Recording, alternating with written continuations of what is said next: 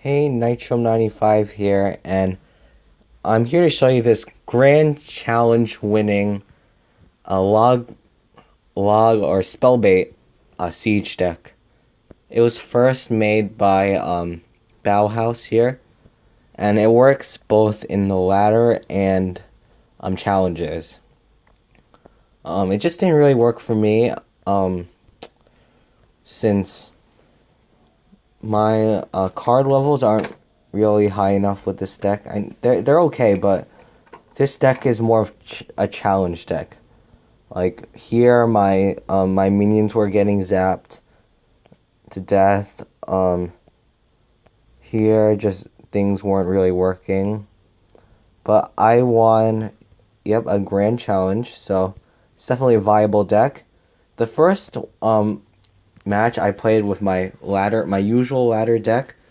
If you want to copy this too, this one is better on ladder, but it didn't really work. So then I switched. I copied Bauhaus's deck for the first time. Like, I've never played this deck before the Grand Challenge, and I just won 12 straight. So, I mean, technically I got 12-0 in a Grand Challenge. I mean, I'm not sure if you could really say that, but that's what I did. So I'll be talking about all the different cards, and after that I'll just put some replays on with this deck in different matchups with timestamps. So we'll first hop on to this match against One Savage from Nova, playing his Minor Control. So let me just go over all these cards. So Xbow is the win condition, obviously, of this deck. The good part about this, and why really I think Xbow, in my opinion, is so strong, same as Mortar, is that they target ground only.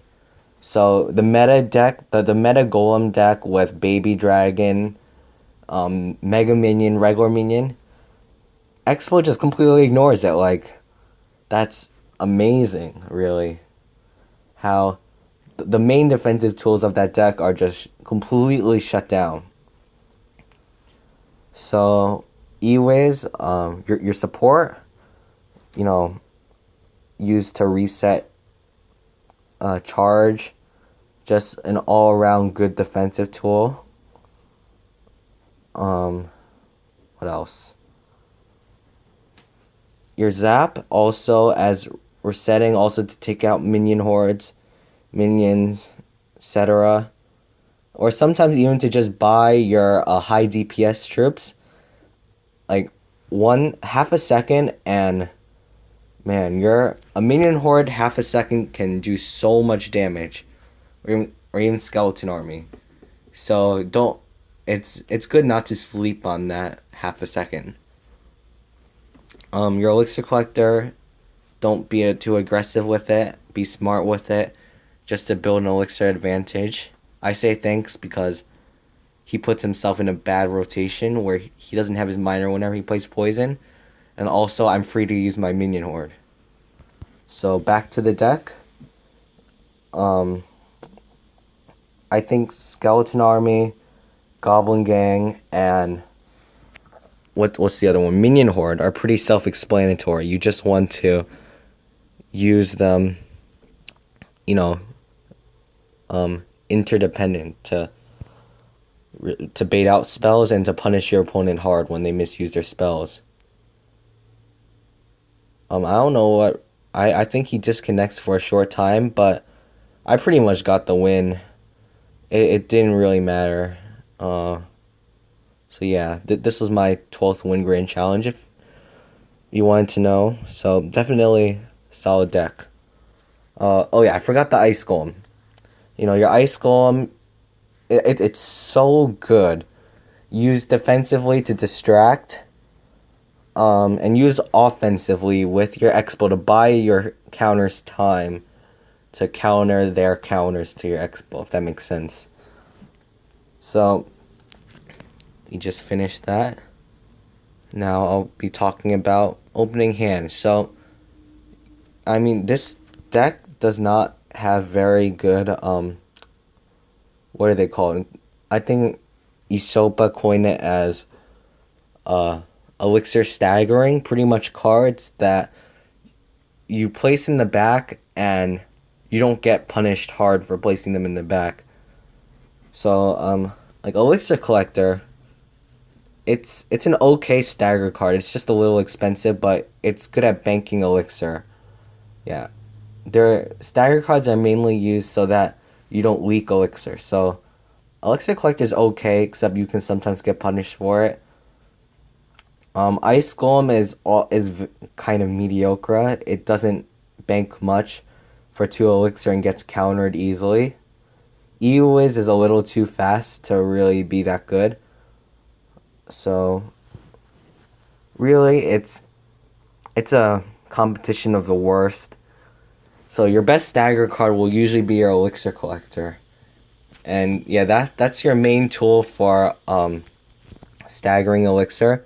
So you should be very so that is your main starting hand. You'll always want to start with Elixir Collector if possible. If not, Ewiz and Ice Golem work fine. Or Goblin Gang at the Bridge is also pretty good opening hand, since you're forcing your opponent, like a lot of times you put your opponent off guard. So what else? So throughout the whole match, like I said, you'll want to continually be pumping with your elixir collectors. If you don't, you'll have a lot of trouble getting past your opponent's defenses. Like, a lot of times, and I really don't suggest this, when you're in double elixir, like especially late double elixir time, and you think that your opponent, like you got your opponent with that Xbow push, but you don't. And all of a sudden, you have no rhythm to play your elixir collectors because you'll just be behind on elixir.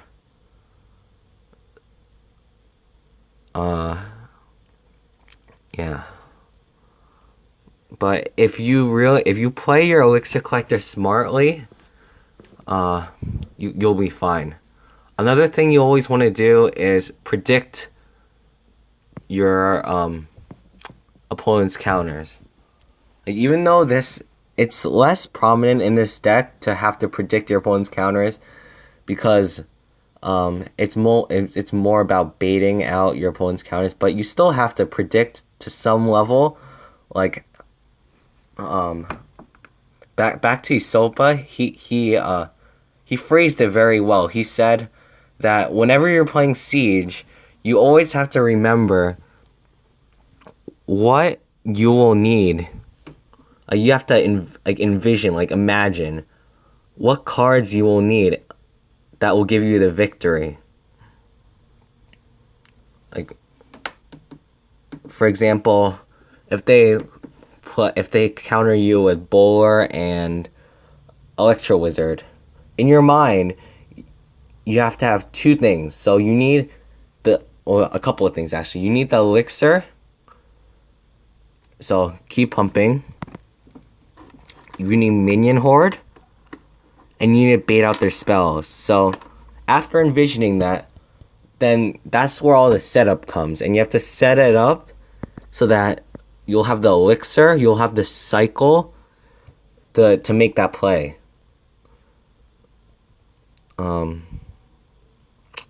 What else? And yeah, the only weakness to this deck, in my opinion, is that it doesn't have any strong direct damage, meaning that even if you have a tower down to a couple hundred, you'll still have to commit a whole Xbow push to take the tower down. So, it's pretty good timing, because this is really the most meta deck out there right now, the Golem deck. And like I said, it works really well, since your Xbow ignores half the troops in this deck. It ignores, well, usually it's played with minions, but it ignores minions, Mega Minion, and baby dragon. Plus skeletons are no problem for, like, unlike mortar, skeletons are no problem for an Xbow to take down. So right now I know that, like, once I saw the golem, I knew exactly the deck he was playing. So I knew that I had to quickly build an elixir advantage and make sure that he can't build an elixir advantage. So I completely would disagree with that play that he made. Number one, I was already up on elixir, and he had his pump in his hand, but instead he played his lightning. Lightning is a -1 elixir trade. You're denying 6 out of the 7 waves, so your opponent will still get a 1 elixir advantage from the pump. So he's putting himself even more behind on elixir than he already is with my 2 pumps on the board. So I knew I can capitalize on it with this push. So I easily deal with it, and his frowny face, yeah, he can't deal with it. Yeah, so Goblin Gang to take out the Ewiz, because I know that that Ewiz, like, I was kind of counting in my head, like, approximating that he put that Ewiz immediately when he had 4 elixir. So I overcommitted a little, just hoping that I could take the tower down. Sadly, I didn't. So I'll have to commit another push to take the tower down. So he finally puts his first pump of the game, which that's really what I was able to do. I was able to force him not to pump. And he does nice skeletons there to have my Xbow lock onto his golem.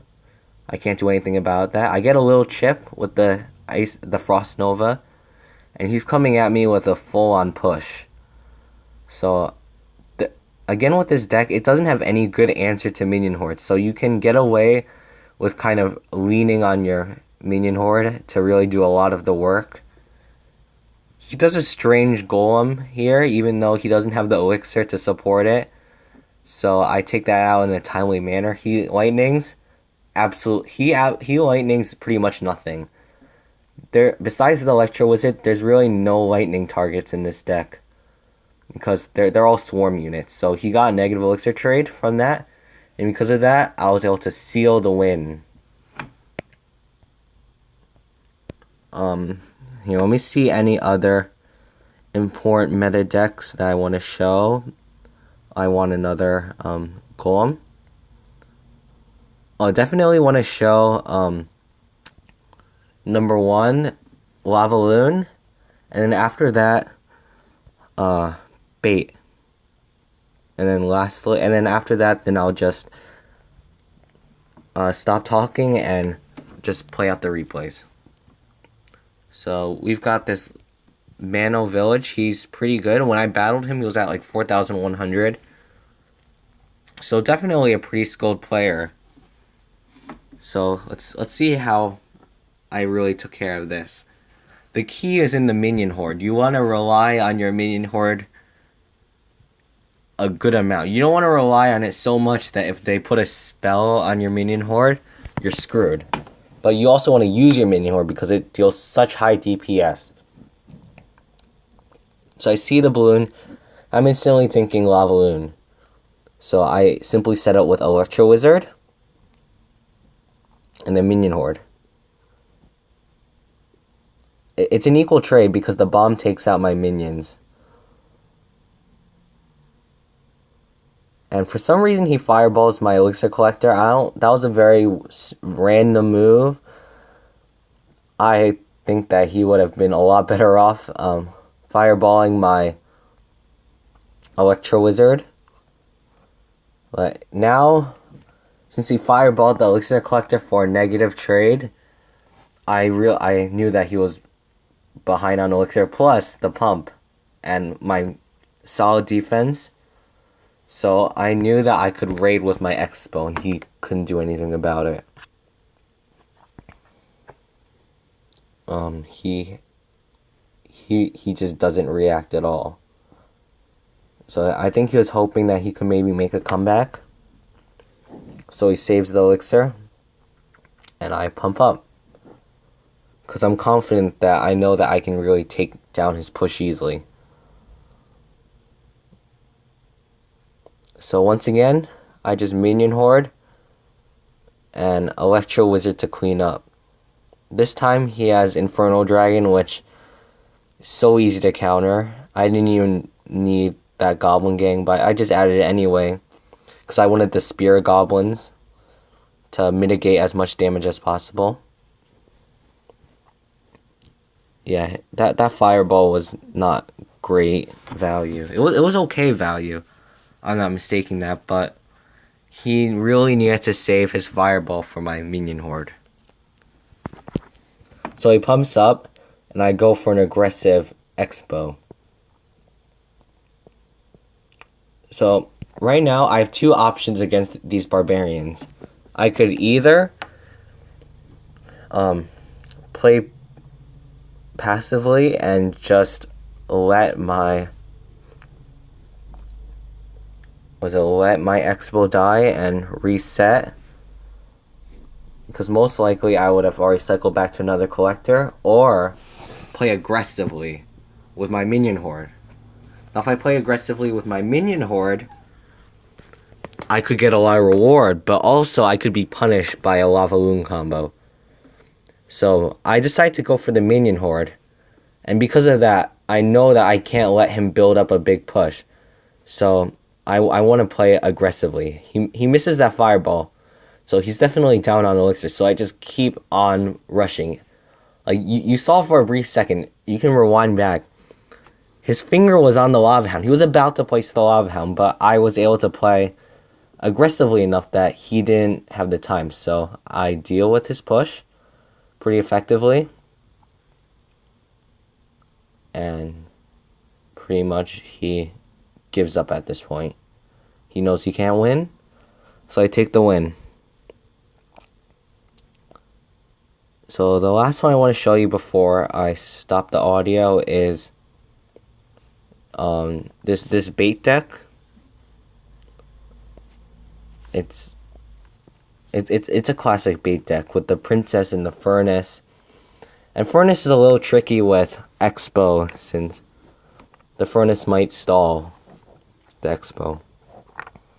So once again, I always recommend starting with the pump. It's just a good move. He leaks one elixir from that miner. I shut it down with my skeleton army, and he has to use 2 elixir on the log. So right now, I'm at a positive, I'm up in elixir. Plus, he uses that Goblin Barrel, which I zap for an even bigger positive trade. So since I have the pump, I really have a good elixir advantage. That was a little bit of an unnecessary ice golem. I was really hoping that it would distract the bowler. I was a little greedy with my pumping. I thought that I could take out the Princess with the zap, but it just missed it. So I have to use my Electro Wizard. But overall, it's not a bad trade, because I take out half of the Furnace. So that's about 2. I think it's about like 1 elixir, a little less than 2 elixir, I believe. I'm not 100% sure about the numbers. I took out the Princess, 3 elixir. Took out 2 fire spirits. Yeah. And he uses a log. So even though I wasted 2 elixir on the zap, the log cancels out, and overall it makes an okay trade.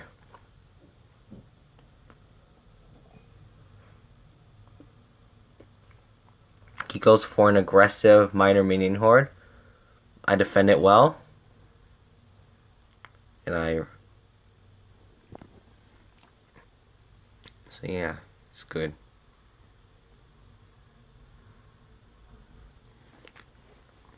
I just have to emphasize this enough, but you will have to always be pumping. The main mistake I made in this battle, even though I won, was that at one point I stopped using my elixir pumps. And that was bad. That almost cost me the game, I thought, because once I stopped pumping, I couldn't outcycle his counters. So I played defensive Xbow to put pressure on him. Let's see what he does. So he puts down his bowler. I pump up again, because I know that his pushes aren't that big, so I can easily defend them. I let my Xbow take down the miner, and I put the minion horse so that it could also take out the bowler. So overall that works really well. The Xbow takes out the princess. And yeah, so that works really well. I placed my minion horde once again. Minion horde works amazing against bowler even after the E-Wiz nerf that's coming up soon. And I just keep pushing aggressively, which was a mistake. I thought that I could take down his tower, but he just kept defending and defending. I was super late on my... I should have just minion horde, and that would have probably been the game. So now I'm at an awkward position where I don't want to let up my pressure, but at the same time I need a pump. So I just keep putting on the pressure. I kind of get a little desperate and trying to get the tower, but I just need to get this tower down. Once I committed to overextending like that, you just have to keep going with it. I used that zap really badly, which cost me a couple hundred damage.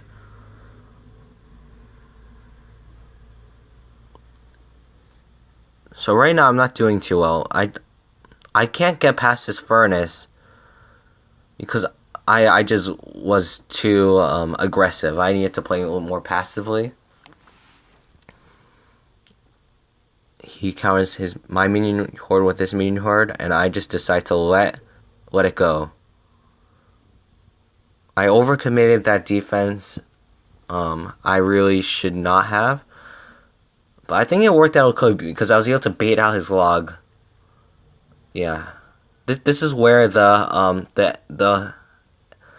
E-Wiz glitch really helped me. Yeah, the E-Wiz glitch caused him the game, really. Because his bowler could not take out my skeleton army. But it's not like this deck is useless without it. I don't think I deserve to win that because I was too aggressive. So thank you for watching. I'll just put in a few more replays, and that'll be that. See ya.